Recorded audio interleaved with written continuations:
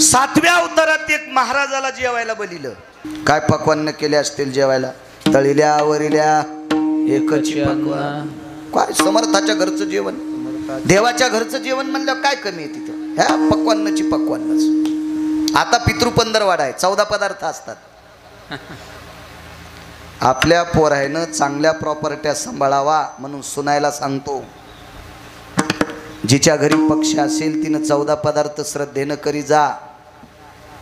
जितका पांडुरंग आपल्याला प्रिय आहे, जितका काशीतला मालक आपल्याला प्रिय आहे, तितकीच पक्ष तिथी पितृतिथी तितकी प्रिय आहे. ज्या दिवशी आपल्या सासऱ्यांचं श्राद्ध असेल त्या दिवशी 14 पदार्थ नियमानं करत जा, नियमानं. तर त्या कुळातल्या लेकरावर पितृदोष पडत नसतो.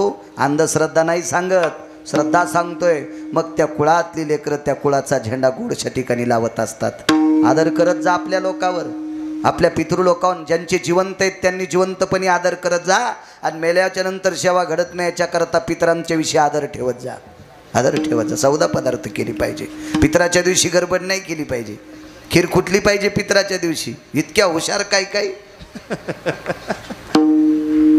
पांढऱ्या भातातच साखर टाकत्यानं हीच झाली खीर.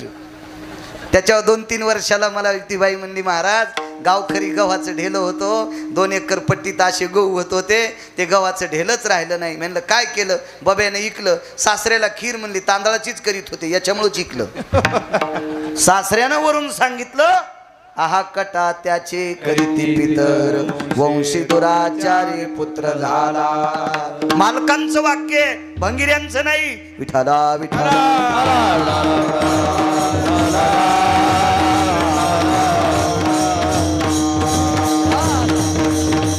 सज्जनांनो, देवाच्या आशीर्वादाची जेवढी शक्ती आहे, संतांच्या आशीर्वादाची जितकी शक्ती आहे, तितकी इंजिनियर साहेब आपल्या पितृंच्या आशीर्वादाची शक्ती आहे. तुका म्हणे पितृ आशीर्वाद देते, तुका म्हणे पितृ आशीर्वाद देते, तुका म्हणे पितृ आशीर्वाद देते, तुका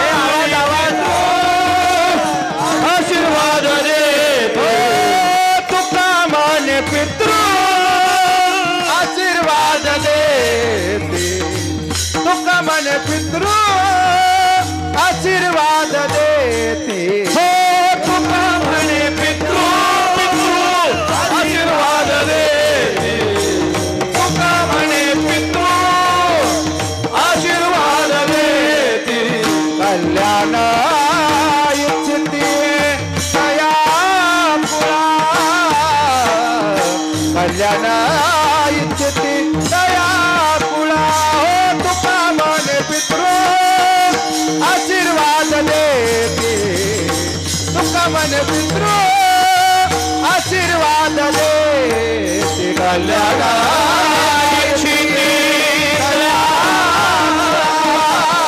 कल्याण इच्छिते तया, तुका म्हणे पितृ आशीर्वाद देते, तुका म्हणे पितृ आशीर्वाद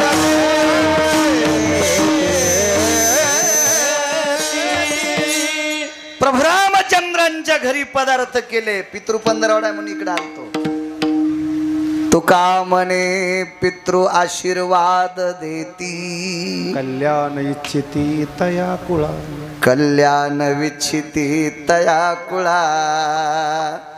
कडव्यावर येतो मी पुन्हा. महाराज जेवायला बोलील ते तिथं येतो मी, पण मला कापसाला गव्हाला पाणी देताना गवत उपटायचं नाद आहे. इकडे येतो ना जरसं. पितृपंधरवाडा आहे ना, लक्षात असलं पाहिजे. 4-2 पुस्तकं वाचिले. भंगिरे म्हणले इथं पित्र घातल्या वरच्याला भेटतेत का भडव्या?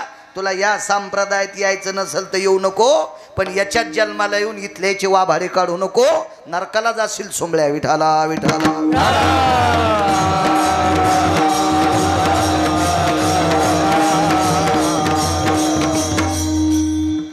इंद्राच्या नगरीत कार्यक्रम. तुका म्हणे पितृ आशीर्वाद देती, कल्याण इच्छिते तया. इंद्राच्या नगरीत कार्यक्रम. फुलाची अडचण आली. इंद्र हा 33 कोटी देवाचा राजा. म्हणजे मंत्री, एक पद नाही मंत्री, एक मंत्री पद असल्या ह्या एकूण तिकून गाड्यान गुड्यान फौज फाटान किती थाटा असतोय, तर 222 पद एकाच मंत्र्याला. काय वजन असेल त्याचं? देवाला आपल्याकडे फुलं नाहीत, जा खाली. रुक्मांगदाच्या नगरीत फुलं न्यायला आले. वेगात सांगतो वेगात, तू का म्हणे पितृ आशीर्वाद देती. जेवायला किती पदार्थ होते, याच्यामुळे इकडं घुसलो, पुन्हा येतो महाराजात तिकडं. ताण घेऊ नका. काय करायचं, बाहेरचं डिजेल चांगल्या रस्त्याने एसटी न्यायची, कशाला डोंगरात खडग्या खुडग्या नादळीत न्यायची. आणि मग खाली विमान आलं.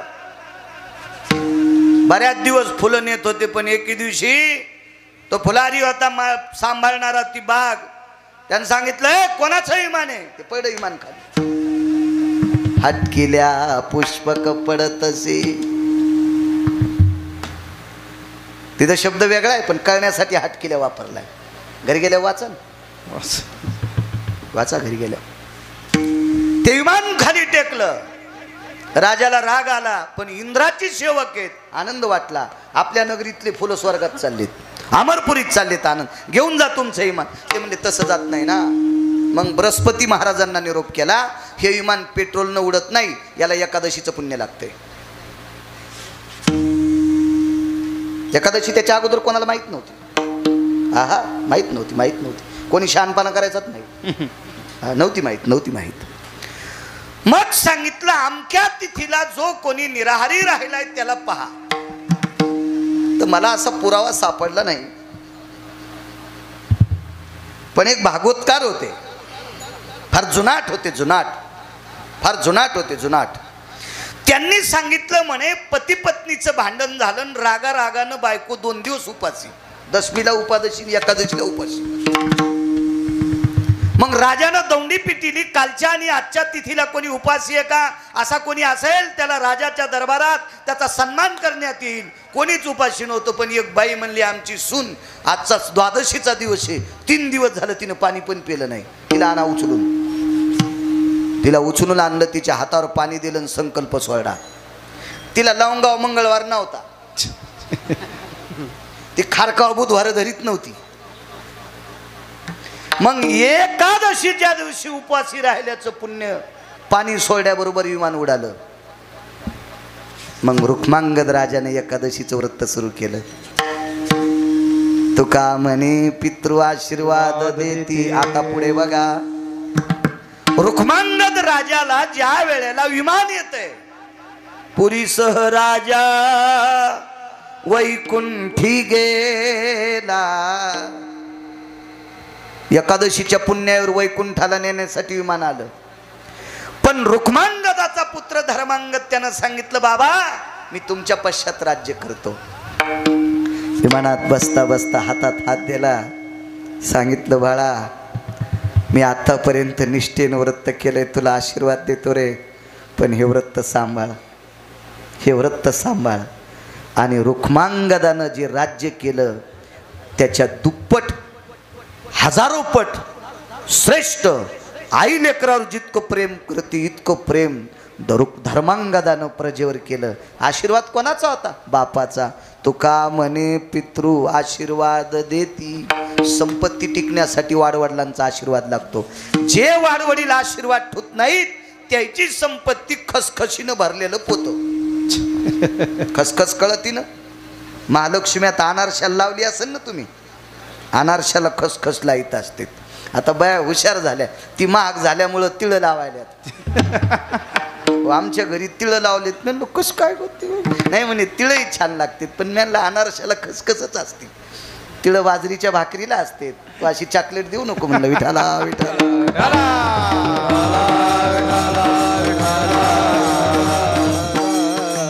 आमच्या मंडळीवर घेतल्यावर तुम्हाला हसू आलं, पण मुळीच नाही. तुम्हाला राग येईन म्हणून मी तिच्यावर घेतलं, पण तुमचंच दळायलो हे लक्षात ठेवा. तुमचं दळायलो. उगा आता इथं येऊन कशाला तुम्हाला टोले मारायचे.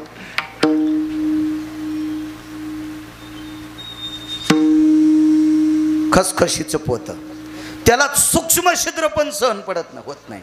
तुम्ही परळीहून 1 क्विंटल खसखस पोतड्यात भोतात टाका आणि बैलगाडीत टाका, त्या पोत्याला दाभण टोचा. तुमच्या गावात येऊस तर पोत्यात 1 तोळा पण खसखस राहत नाही. आणि इथून परळी लोक बॅटऱ्या लावून पहा रस्त्यानं दिसत नाही. काही काहीची संपत्ती अशी जिरून जाती कापूर जिराल्यावानीच. याचा अर्थ असा आहे पितृलोक आशीर्वाद ठेवत नाहीत. चला प्रभू रामचंद्रांकडे एक महात्मा एक महाराज जेवायला येतो.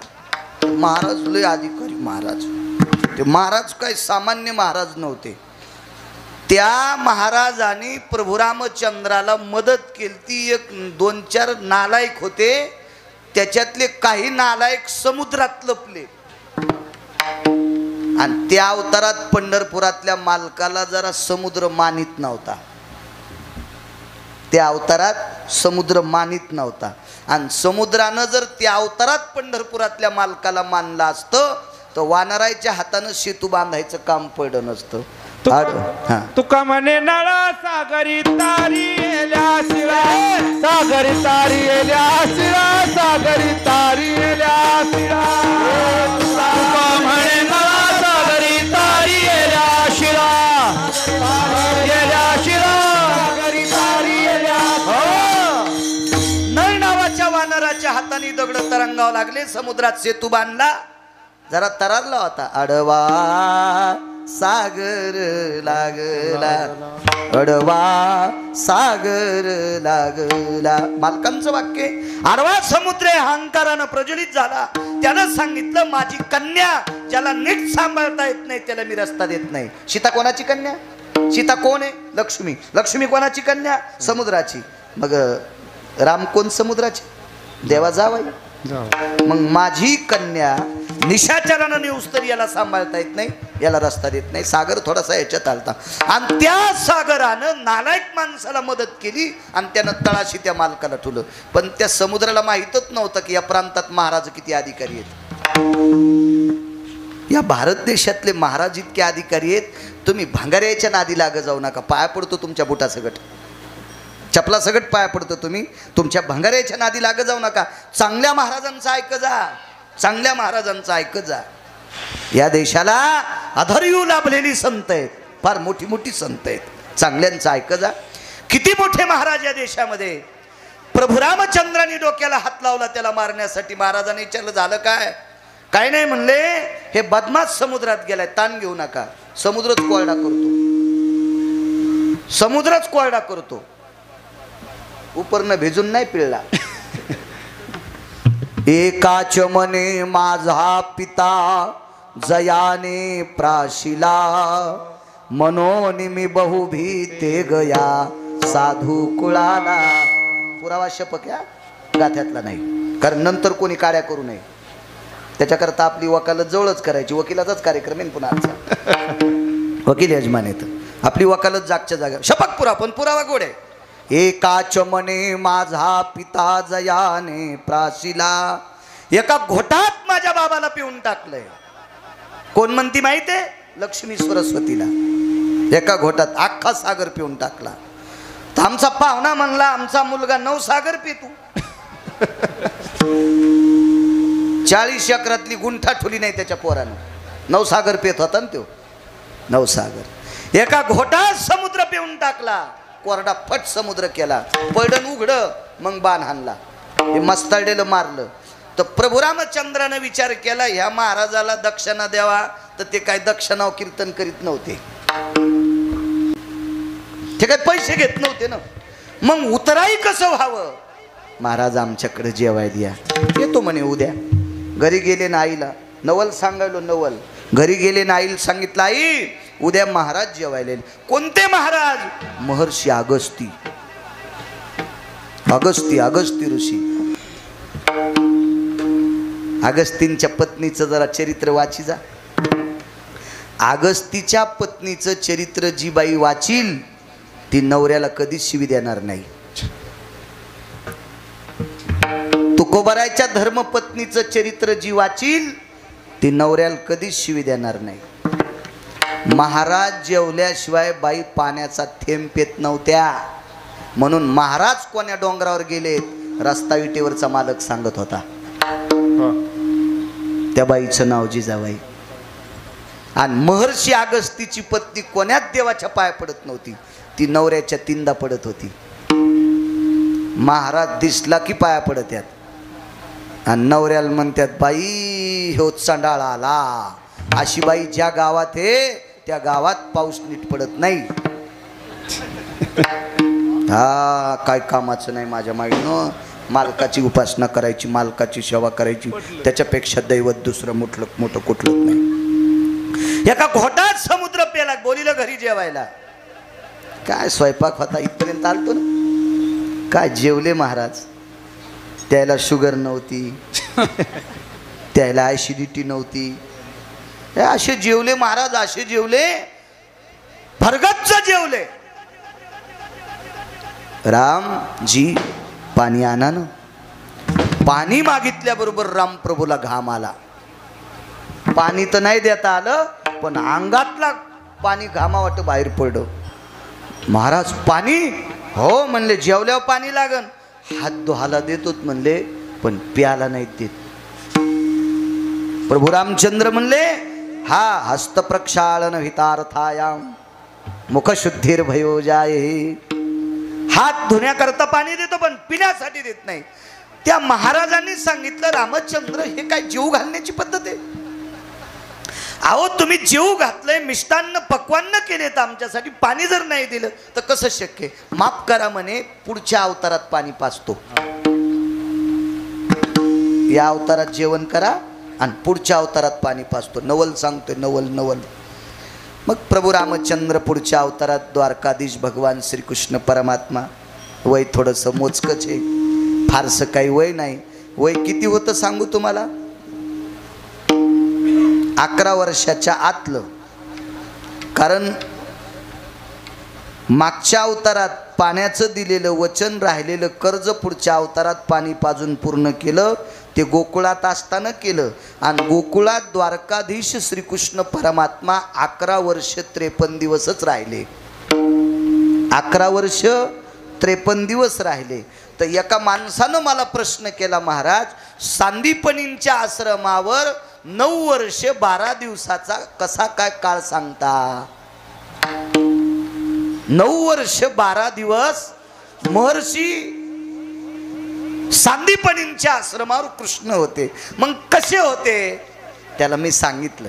घरी आलता तो, मग सांगता आलं. आता कीर्तनात तितकं इकून तिकून फिरायचं म्हणजे बैल 2 आणि जमीन 300 एकर कशी पाळी घालणं होईल. विठाला विठाला विठाला.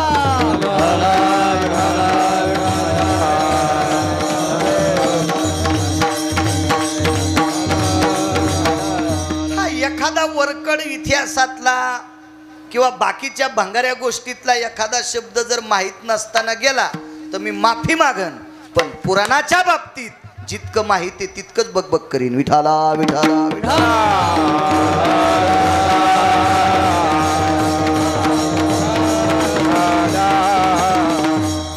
11 वर्ष 53 दिवस गोकुळात राहिले. त्याच्यानंतर 54व्या दिवशी मथुरेत प्रवेश केला. म्हणजे 11 वर्षाच्या काळातला वय होतं, तेवढा काळ ते वय.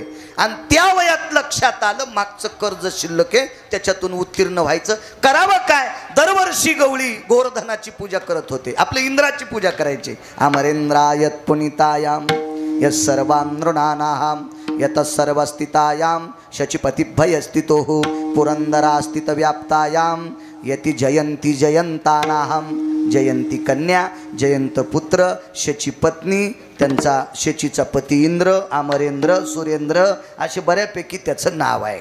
देवेंद्र खूप नाव आहेत त्याला इंद्राला. आणि तो त्याची दरवर्षी पूजा करायची त्या इंद्राची. या वर्षी द्वारकाधीश कृष्ण परमात्म्याने, गोकुळ निवासी कृष्ण परमात्म्याने बालवयात सर्व ज्येष्ठांना सांगितलं गोवर्धनाची पूजा करायची. या पर्वतावरचं गवत आपल्या गाई वासरं खातात म्हणून आजही पद्धत आहे. कृष्णादेवा आवर्षण जर पडलं असेल तो गोवर्धन पूजा करण्याची पद्धत आहे.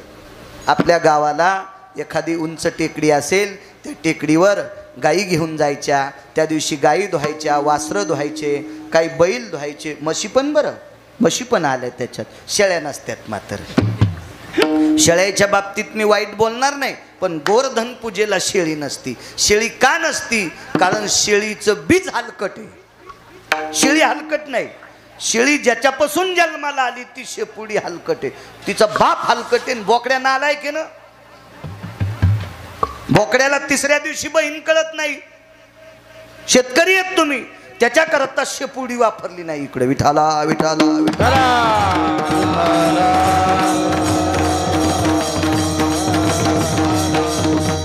बघा वसुबारस असती आता दीपावळीतली. वसुबारस, वसु अष्टमी असती. वसु अष्टमी आहे ती केव्हा येते सांगता देवप्पा तुम्ही नका सांगू. हा किती कीर्तन ऐकल्यावर सुधरायचं. नुसते आमचे लोक गाई पाळा बरं का, गाई पाळा बरं का. वसु अष्टमीच्या दिवशी तू इथं एखादी चित्रातली तरी गाय का सुंबळ्या.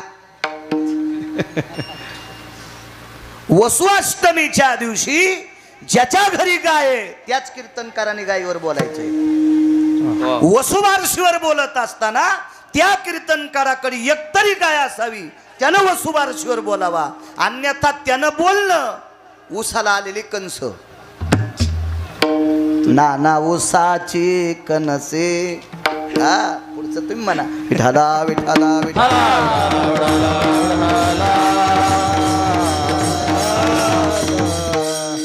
गाईच्या बाबतीत आहे, म्हशीच्या बाबतीत सुद्धा आहे. म्हशीचं पण पूजन करते ते एका दिवशी. हो, एका विशिष्ट प्रकारच्या दिवशी. ते दिवस घरी गेल्यावर पहा गुत्त थोडं घेतलं मी सगळं सांगायला. त्या दिवशी म्हशी धुत असतात. म्हशीच्या शेपटीच्या वरच्या दोन्हीकडच्या दोन बाजू असतात.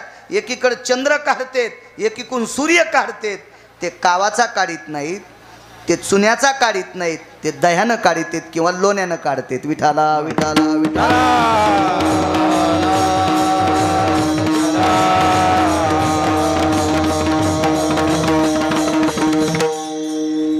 आणि त्या दिवशी गोवर्धन नसल पर्वत चिखलाचा गोवर्धन करत होते. आजही भागवतात करतात. त्याच्यावर विशिष्ट प्रकारच्या वनस्पतीची पानं रोवतात, फांद्या रोवतात, त्याची पूजा करतात. आणि तो निष्ठेनं जर केला, दही भाताचा नैवेद्य असेल, लोण्याचा नैवेद्य असेल, तर तिसऱ्या दिवशी पाऊस पडत असतो.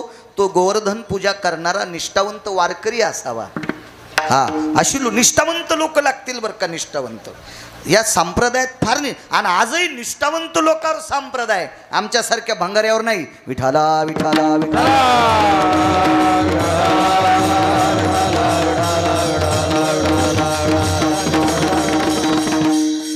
जे घरातल्या लोकांसंग नीट राहू शकत नाहीत ते तुमचं काय कल्याण करू शकतील. ज्याला नाते गोते नीट सांभाळता येत नाही ते भंगारी तुमचं काय कल्याण करणार आहेत. जगाचा मालक त्या लोकांना मानतोय जे विश्वाचे कल्याणकारी आहेत. अशी लोक लागतील तर तिसऱ्या दिवशी पाऊस पडत. मी परवाला एके दिवशी कीर्तनात सांगितलं होतं कुठेतरी की शंकराचार्य स्वामी रामांनी एका साध्वी स्त्रीचा चिमटा वाजल्यावर पाऊस पडतो. एक जण म्हणला महाराज तुम्ही महाराजांनी चिमटा वाजल्यावर म्हणला आम्ही गुतलोत रे. नाही तर आमच्याच्यानं पाऊस पडला असता, पण आम्ही गठुड्यात गुतलोत. गथुड्यात गुतला नाही असा महाराजच सापडला नाही. नाही त्या सुटली द्रव्य लोभ माया भस्मदंड छाया तरुवराची. भस्मदंड छाया तरुवराची. हो नाही त्या सुटली द्रव्य लोभ माया भस्मदंड छाया तरुवराची. भस्मदंड छाया तरुवराची. नाही त्या सुटली द्रव्य लोभ माया भस्मदंड छाया तरुवराची. याच्यात लग्न करणारे गुतले, लग्न न करणारे गुतले. कोणाला आवडत नाही आईसा कोणी दावा, हे जया नावडे कन्या पुत्र घोडे दाराधन. आवडत नाही असा माणूस आहे कुठं. म्हणून आमच्या चन पडत नाही. निष्ठावंत लोकांच्या हातानं गोवर्धन करण्याची पद्धत. आणि त्या गोवर्धनाची पूजा केली. गाई म्हशींना झालरी बांधल्या, घोडत्यांच्या पाठीवर झुली टाकल्या, शिंगांना नाना प्रकारचं वगैरे वगैरे काय काय सजवल्या, मुक्तांच्या माळा घातल्या. आणि त्या दिवशी इंद्राच्या सेवकानं सांगितलं आपली पूजा न करता गोवर्धनाची पूजा केली. आणि 33 कोटी देवाचा राजा 222 मंत्रीपद एकट्यालाच. ते मस्ताडून त्याला राग आला आणि रागाच्या भरात प्रमाथी नावाच्या वरुणाच्या कानात फुकलं, असा पाऊस पाड की गोकुळ शिल्लक नाही राहिलं पाहिजे. वृंदावन शिल्लक नाही राहिलं पाहिजे, मथुरा शिल्लक नाही राहिली पाहिजे, इथला कोणीच वाचला नाही पाहिजे. बापरे, उत्सवाच्या निमित्तानं सगळे गोवर्धनाच्या तिथे आले. करावं काय, येणे गिरी गोवर्धन उचलिला. भगवंतानी गोवर्धन पर्वत उचलला आणि तो नखावर धरला. 11 वर्ष 53 दिवसाच्या आतलं वय. आता नेमकं पक्क नाही सांगता येणार, जर भेटला अभ्यास करायला वेळ तर ते पण पक्क सांगेल. 11 वर्ष कितव्या दिवशी, किंवा 10 वर्ष किती महिन्याच्या नंतर, किंवा 10 वर्षाच्या नंतर कितव्या दिवशी गोवर्धन पर्वत करंगळीवर उचलला सांगेल एके दिवशी. ना दे इचकायचा, घोडं तरी गोमाशील बसू देईन पण गध नाही बसू देत. विठाला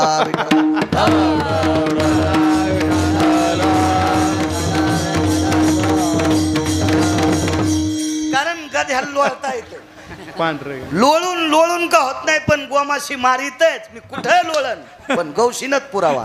विठाला जाऊ द्या, मी गध जरी असलो तरी पुराणातलं इतकं मात्र खरं आहे. विठाला विठाला विठाला. आणि मग इंद्राला राग आला. प्रमाथी नावाच्या वरुणाला सांगितलं पाऊस पाडा. कसा पाऊस पाडा, मुसळधार नाही. सांगणारे कुठं आखली असतं. काय पाऊस पडला म्हणले आमच्याकडं, काय पाऊस पडला आमच्याकडं. मोटरसायकलच्या इंना खालची माती. टाइम संपला का आपला? किती आहे का नाही, संपत आला आहे का नाही. एवढा पुरावा सांगून जे इठ्ठल करू काय ताण. वेळेत वेळेत वेळेत असलं पाहिजे, उगत ताण नाही. पुढचा जीव घालायला आहे म्हणजे पोटभर जेव्हा आपण उलटूस तर जेवू नये. असं एखाद्यानं बैल दिले, दुपारा ठेपात नाही केला. दुसऱ्याचे बैल म्हणून ठेपात नाही ना, दिवस माणूस तर उभाटे आणले, दुसऱ्या दिवशी बैल चलत नत. ते मालक म्हणला मरूस तर माझ्या बैलाकडे पाहू नको रे तू. असं नसते ते का नाही. माणसं ऐकायलीत म्हणून असं असतं का कुठं काही बी नाही. आपल्या वेळेत कीर्तन सोडायचं. असो मुसळधार पाऊस नाही, शिळावर धारी मेघ जो कडाडीला, शिळावर धारी रक्षिले गोकुळ वो, नखी धरी लागिरी निर्भय लोक पाळ, अवतरले हारी. जय देवा कृष्ण नाथा, राई रुक्मिणी कांता, आरती ओवाळी तुम्हा देव के सोता. जय देवा कृष्ण नाथा. रक्षिले गोकुळ वो, नखी धरी लागिरी. तया पृष्ठावरी एका प्रजन्य थेंब उठा लहरी. त्या गाईच्या पाठीवर एक पावसाचा थेंब पडल. काय इंद्राची मायवेली, काय हिंमत आहे त्याची गाई भिजवायची. अद्याप नाही. हत्तीच्या सोंडेसारख्या धारा पडल्या. काय पाऊस पडत असेल कल्पना करा. 14 समुद्रा इतकं पाणी वाहत होतं. 14. आता करायचं काय. गवळ्यांनी विचारलं कृष्णा, हे पाणी किती गाव मरतील, किती गाव बुडतील. काळजी करू नका. पाचारीला वासुकिओ, पाचारीला वासुकिओ. 9 वेळेला वासुकीला बोलिलं. एकदा समुद्र मंथन करताना बोलिलं, एकदा अति पाऊस पडला तेव्हा बोलिलं. बाकीचं पान पुन्हा आहे का नाही बघितलं पाहिजे. बाकीचं काही दुकानावर घ्या, दुसऱ्या एकाच दुकानावर सगळ्या वस्तू कशा भेटतील. आता वासुकीला आमंत्रित केलं आणि त्याला सांगितलं, ऐके उरंगा, ऐके उरंगा, ऐके रे उरंगा. उरंग म्हणजे सर्प, याच्याकरता पुन्हा पुन्हा उरंग उरंग म्हणलो. ऐके ददुशुका म्हणजे सर्प, ऐके व्याळा, व्याळ म्हणजे सर्प. सर्पाला फार नाव आहेत. हे उरंगा, आता तू याचा आळ कर. जैसा मंद्राचळ कवळीला, आयसा सव्य भागे कवळावा. जसा मंद्रचळ मधातून कवळीलता, रई मंथन करत असताना आता सगळ्या बाजूनं गिरी गोवर्धन, हा गोवर्धन तो कवळायचा आणि एका जाग्यावर त्याचं दार काढून दे. 14 समुद्राचं पाणी एका जाग्यावर, चौकून शेषाचं आळं, वासुकीचं आळं आणि एका जाग्यावर असं पाणी. ते पाणी 14 समुद्रा इतकं पडत होतं आणि आवाज दिला, महाराज या, 7व्या अवतारात जीव घातलं होतं, आता पाणी प्या. म्हाताऱ्यानं तोंड लावलं, तिथं पाणी पिऊच लागलं. इंद्राला राग आल्या, हत्तीच्या सोंडेसारख्या धारा पडू लागल्या. मुसळधार पाऊस कशाला म्हणते त्याची व्याख्या सांगत नाही, आता टाइम संपला ना आपला. कशाला मुसळधार तरी सांगतो. पन्हाळा खाली पडलेलं पाणी, त्याचा खड्डा व्हावा आणि त्याच्यात 5-7 म्हशीचे लेकरं पोहावा. म्हशीला झालेले 10-15 दिवसाचे हाले वघारी त्याच्यात पडड्याव पोहावा, एवढा खड्डा पन्हाळाच्या पाण्यानं पडावा, तवा मुसळधार पाऊस म्हणते. पत्राचे दूर न व्हावा, कडी खाला. आपण कशाला काय पाऊस झाला हो. बाई रानातून आली तो पदर नाही भिजला तरी पाऊस झाला. कशाला म्हणतो आपण, कशाला काही म्हणतो, जाऊ द्या. असो, हत्तीच्या सोंडेसारख्या धारा 14 दिवसात, 7 दिवस आणि 7 रात्रा पाऊस पडतच होता. मालक नाही दमला, म्हाताराही पाणी पेता पेता नाही दमलं. म्हातारा म्हणजे ते महाराज बरं, ते गुटखा खात नव्हतं, ते तंबाखू खात नव्हतं, ते मंदिरात पते खेळत नव्हतं, ते कोणाच्या सोयरिकी मोडीत नव्हतं, हो कोणाचं इचकीत नव्हतं. हा असं लय हुशार म्हातारं होतं ते, हुशार म्हातारं. पाणी पिऊच लागलं, पण जोर जोरात कर्ज झाल्यावर म्हाताऱ्याला राग आला. ए काय मस्ताडा रे, तू काय समजायला याला, अशी तू यासारखी कोटी जन्माला आले तरी भेट नाही, बंद कर पाऊस. खालचं लय अधिकारी होतं ना, इंद्राला सांगितलं बंद कर बंद कर, पाऊस बंद झाला. आणि मग इंद्रानं कामधेनू नावाची गाय आणली आणि भगवंताला गायीच्या दुधानं अभिषेक केला कामधेनूच्या, म्हणून देवाला गोविंद नाव त्या दिवशी पडलं. असं भागवत सांगते, गावचा बाळू नाही. गोविंद नामने यजायते अमरेंद्रायाम धेनुयाम सुरधेनुयाम घ्रते दुग्धे शुभयस्थिता अभिषेक विनियोगेन पंचगव्या स्थितो जय. आमचे देवा करत असतात अभिषेक, त्यांना माहीत. आणि सात्विक माणूस, त्यांचे वडील लय अभ्यासू होते. उत्तम देव म्हणायला 1 घंटा लागायचा. त्रिकालदर्शी लोक होते ते फार. अहो बाळाचा चेहरा बघितल्याबरोबर भाकीत सांगणारी लोक होते. वाचा शुद्धी पावाल, आज्ञापक व्हाल, अशी लोक होती काही काही काळात. कारण ते आचरण सांभाळणारी लोक होती आणि निष्ठावंत, त्याच्यामुळं त्यांनी टाकलेला शब्द कधी खोटा होतच नव्हता. अशी अधिकारी लोक होते. असो, जाऊ द्या बाकीचं. मागच्या अवतारात पाणी जीव घातलं आणि 8व्या अवतारात पाण्याची तृप्तता केली. नवल केवडे केवडे, नवल केवडे केवडे, नवल केवडे केवडे,